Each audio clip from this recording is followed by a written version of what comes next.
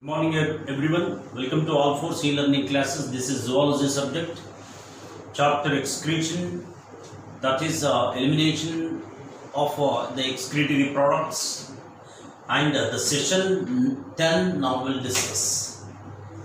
So in this connection, the selective reabsorption, tubular secretion is the topic. Why it is a selective reabsorption? Reabsorption which is not same entire all the parts of the renal tubule if you observe. That is, in the case of the PCT, then descending limb, ascending limb, DCT, collecting duct if you observe. There is a selection of the water, selection of the nutrients as well as salts. It is not same. That is, the permeability towards the water, salts and nutrients is different in different parts of the nephron. For suppose we have seen the PCT. PCT is the part which is the active transport as well as the passive transport. The nutrients, water and the salts are what are reabsorbed. Then, if you see the descending limb of loop of Henle, descending limb of loop of Henle is permeable for water, but almost all impermeable for the electrolytes is with the descending limb, and ascending limb is completely impermeable for water, but permeable for ions.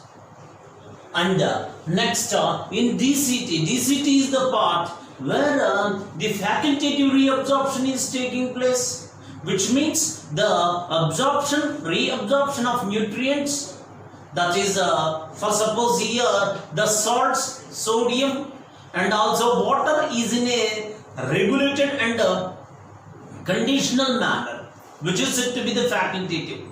So, by all this means what you come to know is a selective reabsorption is the process of reabsorption of substances, water, salts from the tubule into the interstitial fluid, which includes at PCT the active and the passive transport takes place. The cells in the PCT are for both the active transport as well as the passive transport.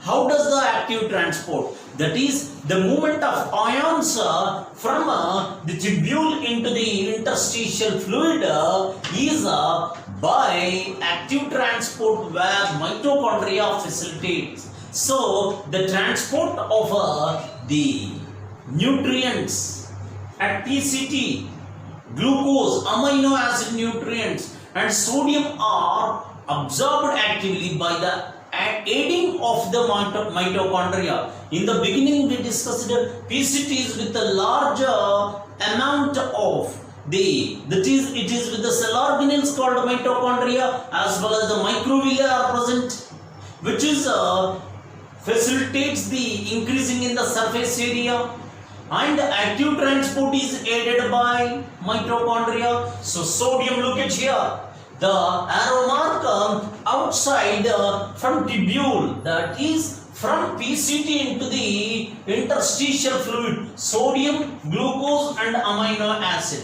Arrow mark outside indicates the reabsorption from the filtrate of the tubule into the interstitial fluid, where about the 60 to 65, 70% of the electrolytes and water are absorbed. Look at here, active transport of sodium, glucose and amino acids takes place, which is by the facilitation. It is with the help of mitochondria, and the water absorption is by passive manner, which is unconditional, and unregulated manner, which is done by microvilli present in the cuboidal epithelium of PCT, which is named to be the obligatory reabsorption.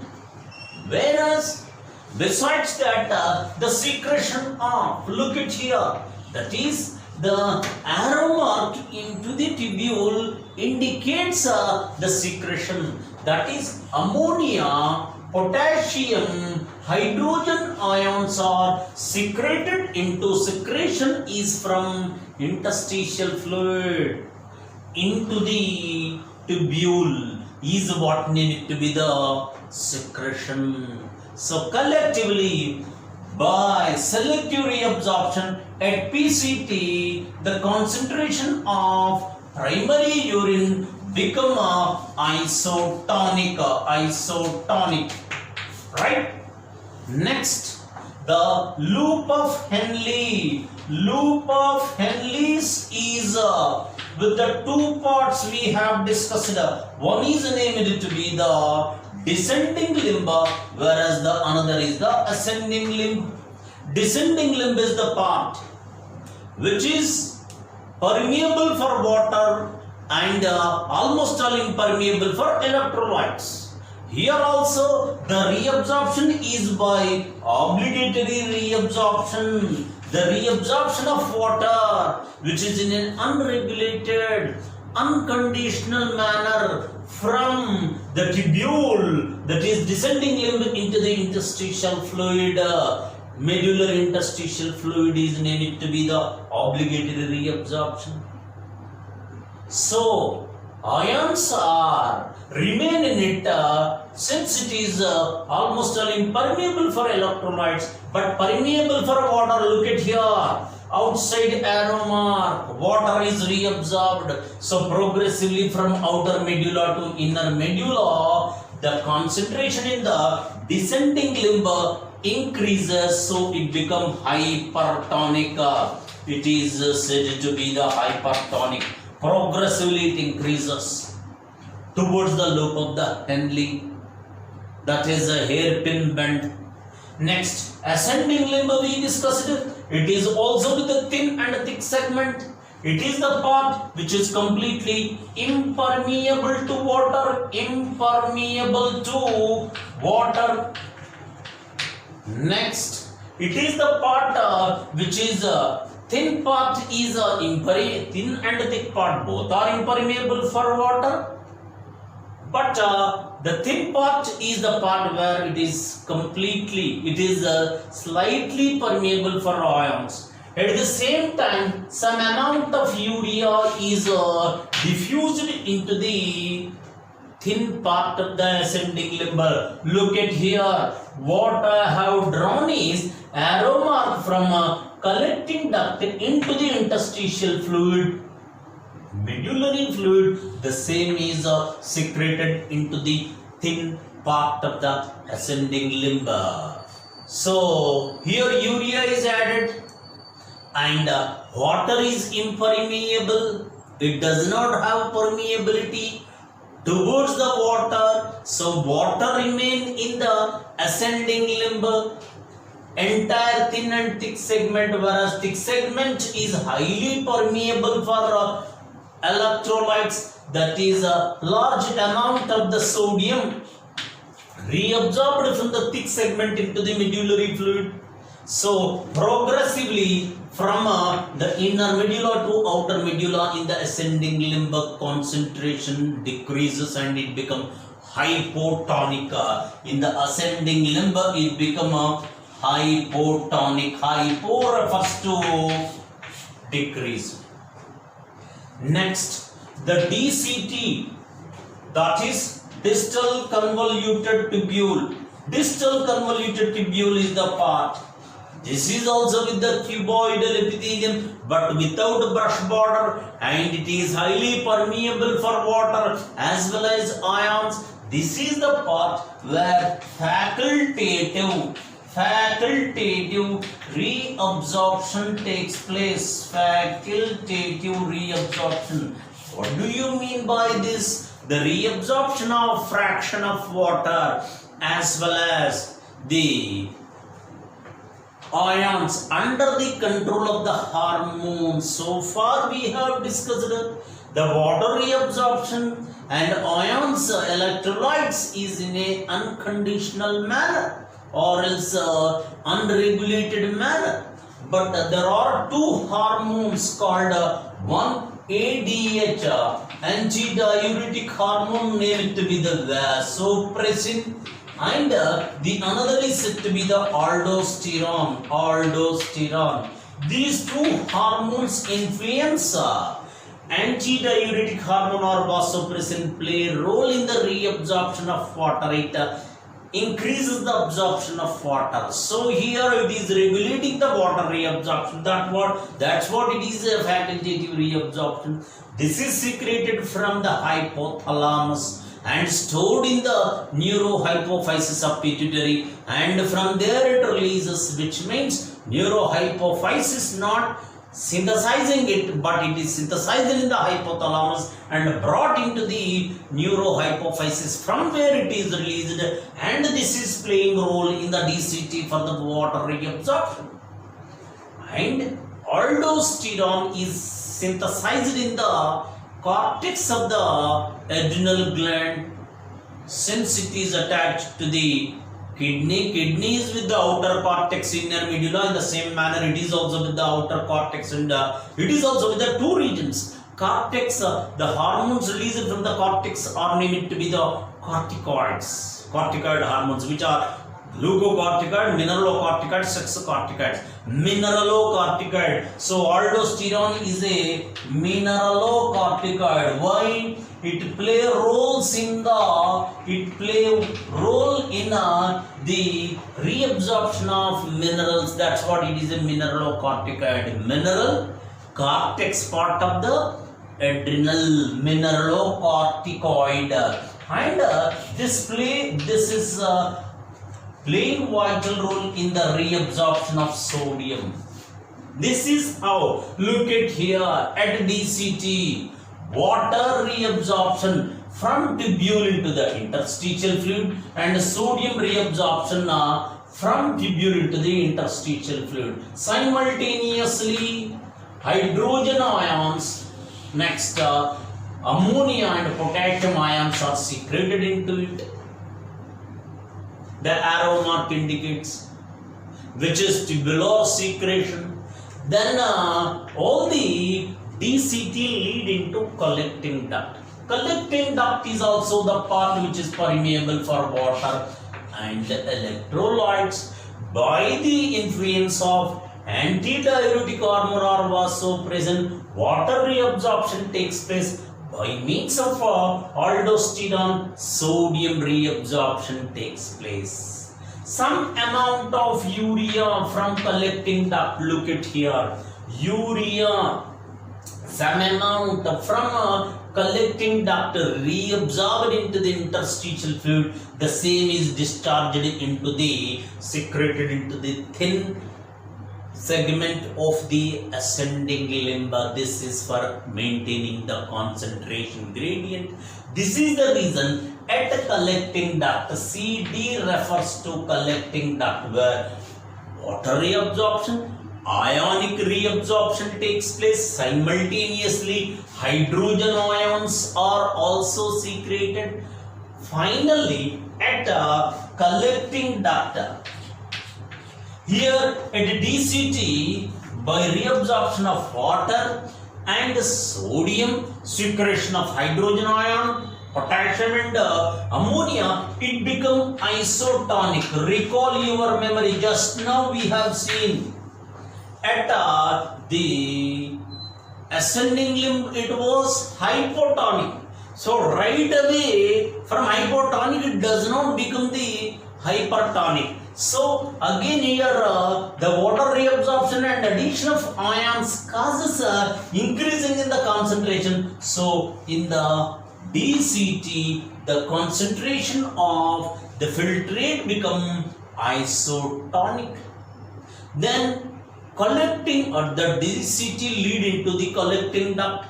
Collecting duct is the part by the influence of EDH or vasopressin, aldosterone, water and ions are reabsorbed. At the same time, the ions, hydrogen ions are also secreted. This causes increasing in the concentration of urine. So at collecting duct, the concentration of urine it become hypertonic, hypertonic to blood plasma.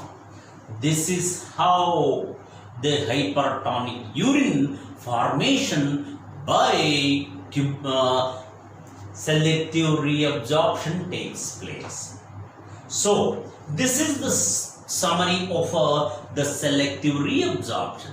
Now these absorbed substances are said to be the threshold substances. Threshold substances. Let me clear you, what do you mean by threshold substances? The substances which are reabsorbed from the filtrate into the blood till their levels become normal, such substances are named to be the threshold substances. I repeat, the substances which are reabsorbed from filtrate into the blood till their levels become normal is what named to be the threshold substances. These threshold substances are categorized as high threshold to low threshold, and the third one is said to be the A threshold substances. A threshold substances, which means the substances that are absorbed from filtrate into the blood. Now, why high threshold, why low threshold, why A threshold? So, let's find out why these are of that kind. I repeat, yes, high threshold means the substances which are absorbed more. Low threshold means the substances which are absorbed low. The substances which are not absorbed are A threshold. Why certain substances are absorbed more? Let me clear you. Glucose, amino acids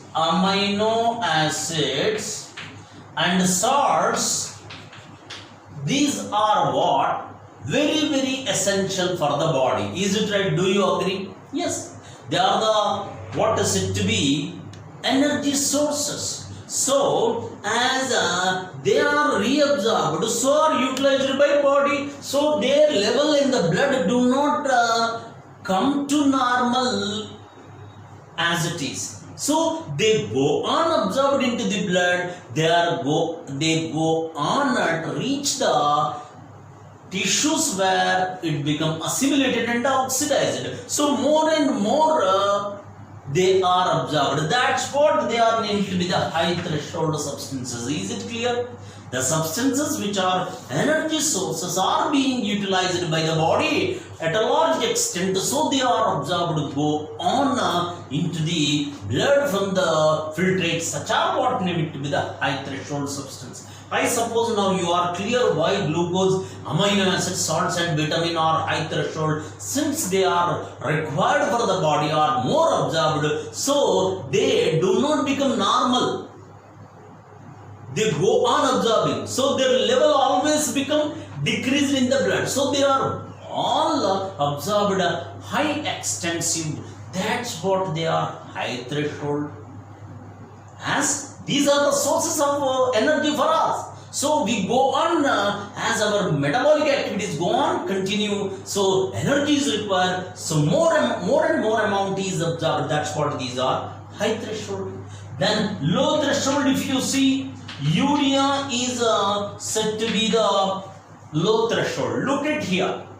What do we observed just now? From collecting duct, urea is from collecting duct discharged into the, absorbed into the interstitial fluid. Is it right? And the same is what again discharged into the thin segment. Why? Urea is not at all useful for our body, but however some amount is entered into the medullary interstitial fluid, and even the urea content is present a certain extent in our blood. That indicates it is for the concentration gradient. It is of no use. Urea is nothing to do with our body, but for concentration gradient it is absorbed. and that to low amount. That's what it is, a low threshold. It is not at all utilized. So their level always become normal once they are reached to the blood. That's what low threshold. And A threshold substance, A means without, the substances that are not absorbed. What are not absorbed? For suppose creatinine,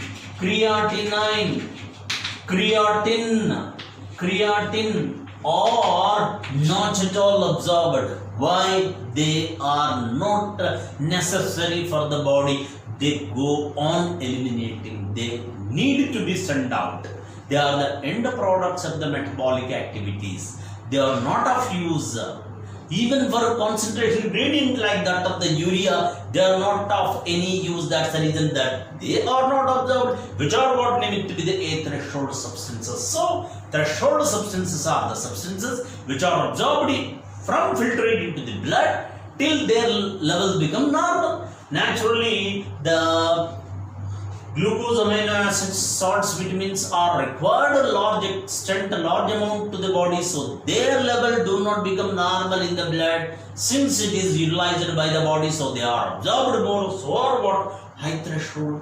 Those that are for concentration gradient absorbed, urea is a low threshold and the A threshold is creatinine and creatine, which are not necessary for the body or not at all absorbed but are else eliminated outside. That's the reason why if a person who is whose serum creatine levels are increased, it is the excretory system disorder, we say. Kidney going to be failed. Why? Creatine levels are entered into the body, stored in the body, which needs to be sent out. This is the point. They are A threshold. So that is what we see. The second point to be discussed is tubular secretion. Tubular secretion. Tubular secretion in the sense the nephrons are those which absorb the substances. By absorbing certain substances which are essential for the body, remaining is sent out at the same time, which are very essential to the body. The substances which are essential to the body are absorbed. That's what tubular reabsorption. At the same time, in the blood there are excessive salts, excessive unnecessary substances are present that are removed from the peritubular capillary net back into the filtrate of the tubule, that is named to be the tubular secretion. Secretion of, what I repeat is, tubular reabsorption is the reabsorption of substances which are essential for the body are reabsorbed from tubule filtrate into the medullary interstitial fluid, from there into the capillary net or else the blood vessel. At the same time, nephrons do perform a function that excess of the ions, salts are removed from the blood back into the filtrate for their elimination. That is secreting into the tubule. That's what it is named to be, the tubular secretion. This is how they maintain the isotonic concentration of the body fluid. How? For suppose, let me clear you. If hydrogen ion concentration increases in the blood, what happens? Come on, answer. Always, what is the concentration? What is the pH value of the blood plasma? It should be maintained at 7.4. Otherwise, any deviation in the pH of the blood plasma leading to death. That's all. Recall your memory. CO2 and H plus ion concentration increase in the blood will cause the formation of the H2CO3 carbonic acid, which reduces the pH value from 7.2 to 4.4, which leads to death. That's the reason why CO2 and H plus are detected by the receptors and chemosensitive area, give the necessary signal to the respiratory rhythmic center, then the signal from the respiratory rhythmic center eliminate the excess of CO2 and H+. This is how CO2 have a significant role in a respiration regulation activity. Is it be discussed? Yes. The same way, the excess of the hydrogen ions are present in the blood. Imagine.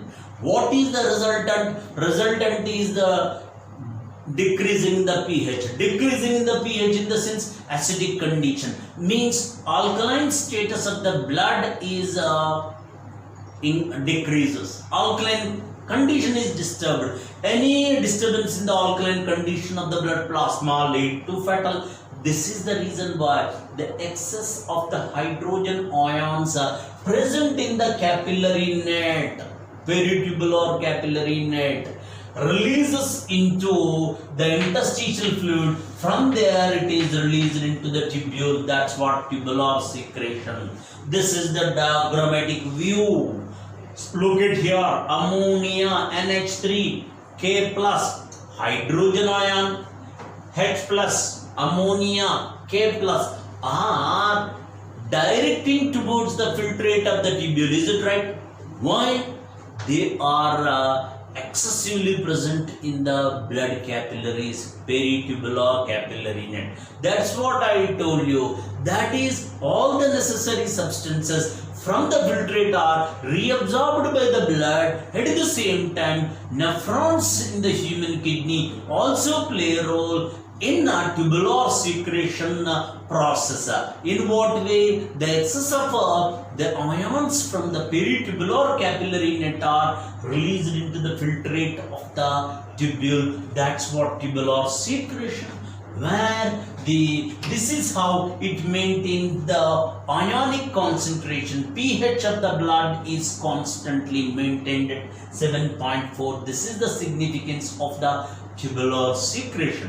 However, the remaining process by selective reabsorption, the concentration of the body fluids and salts is maintained. Here, the pH is maintained by tubular secretion. By release of the hydrogen ions, ammonia and potassium into the, not only this, but hippuric acid, oxalates, creatine, creatinine. These are all what secreted into the tubule for their elimination, and small amount of the urea also. This is all secreted into the tubule, which is what needed to be the tubular secretion. So, secretion of the excess of salts from peritubular capillary net back into the filtrate for their elimination, for maintenance of the pH or the hydrogen ion concentration is the significance of the tubular secretion, where the ammonia, hydrogen ions, potassium, hippuric acid, creatinine, small amount of urea secreted, which is needed to be the tubular secretion. The tubular secretion results in the maintenance of the pH is how the entire nephrons in the human kidney play a role in the formation of hypertonic urine. This is the reason how hypertonic urine is formed by both the selective reabsorption and tubular secretion.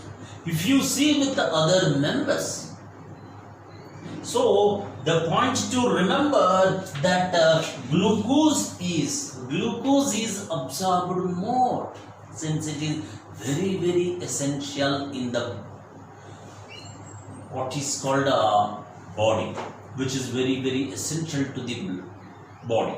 That's what it is absorbed into the blood, and generally the levels of the glucose for every 100 ml, it is a maximum of 180 milligrams. Okay, if that crosses, all that glucose comes back into the what is called into the urine, and that results in diabetes mellitus. This is what we do discuss, which means maintenance of the body fluids and the salts is what we discuss. That's what tubular secretion. So by selective reabsorption and tubular secretion, hypertonic urine is formed. Now let's see the differences between tubular secretion, tubular reabsorption and tubular secretion. Let's see the differences. By these two processes, the hypertonic urine is formed at the collecting duct. All this collecting duct lead into the medullary pyramid tip. All the collecting duct lead into Bellini duct. Bellini duct lead into medullary pyramids, and its tip is renal papillae. Renal papillae into calyces. Calyces into renal pelvis. Renal pelvis into ureter. Ureter into urinary bladder. This is how we see. One point. So this is how hypertonic urine. In this, the 180 liters of the glomerular filtration rate per day, in which 99% is reabsorbed. This is all what reabsorbed. 99%, only 1.5 to 1.8 liters of the urine is excreted out, which is the hypertonic urine.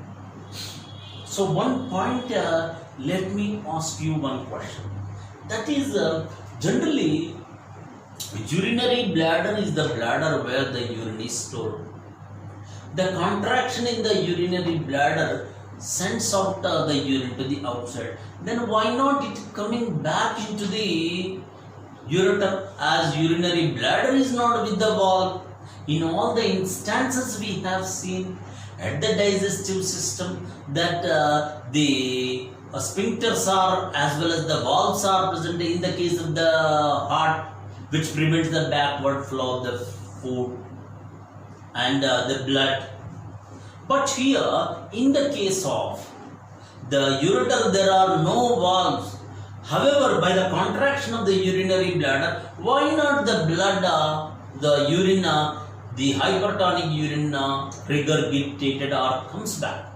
The due reason is, this is the urinary bladder diagram. Earlier we have seen, and this is the ureter. Look at here. This is the ureters. How the ureters are opening into the urinary bladder? Not in a what is called in a linear fashion, neither in a vertical nor in a horizontal fashion, but in a oblique manner. It comes like this, and it is like a oblique manner. It is entering into the urinary bladder. This is the reason the flow of the urine from ureter into the urinary bladder is in a oblique manner. That's the reason why it is prevented from going back, hypertonic urine. So, collecting duct, Bellini duct, renal pyramids, renal papillae, calyces, minor calyces, major calyces, renal pelvis, ureter, urinary bladder. From there, through urinogenital aperture, it is sent out. That's what we see. Now see, what are the differences between tubular reabsorption and secretion? Tubular reabsorption is from the tubule into the interstitial fluid. IF I have written, which is nothing but interstitial fluid. From there to blood is what tubular reabsorption means. From filtrate into the blood is the tubular reabsorption. Then what about the tubular secretion? That is from secretion from blood stream into the filtrate of the nephron. Filtrate of nephron is what we refer as tubular secretion. Reverse. Tubular reabsorption is from tubule into the blood, whereas tubular secretion from blood into the nephric filtrate or filtrate of the nephron. Next, here tubular reabsorption of the sodium, next potassium, next glucose, amino acids, bicarbonate ions are all what take place chloride, water. This is all what the tubular reabsorption involved. Here the ammonia, potassium, hydrogen ions, hippuric acid, creatinine, creatine is what we see as a tubular secretion, the part that are involved. And tubular reabsorption involve both active transport, it involves both active transport and the passive. It involves both active transport and passive transport. Whereas here in the case of tubular secretion, only active transport. Only active transport. So this is what we see as the differences between tubular reabsorption and tubular secretion. Tubular reabsorption is from the tubule into the interstitial fluid, then from there to the blood is a tubular reabsorption. Tubular secretion is reverse to that of the tubular reabsorption. That is from blood into the filtrate of the nephron, reverse. Tubular reabsorption where sodium, potassium, glucose, amino acid, bicarbonate and chloride and water reabsorption takes place. Whereas in tubular secretion, ammonia, hydrogen ions, potassium, hippuric acid, creatine are involved. Tubular reabsorption involves both active transport and passive transport. Tubular secretion involves only active transport. This is how the hypertonic urine is formed. It can be said that the excretion is equal to, urine excretion is equal to glomerular filtration minus tubular reabsorption and tubular secretion. This is what we see. Urine excretion is equal to, urine excretion is equal to the glomerular filtration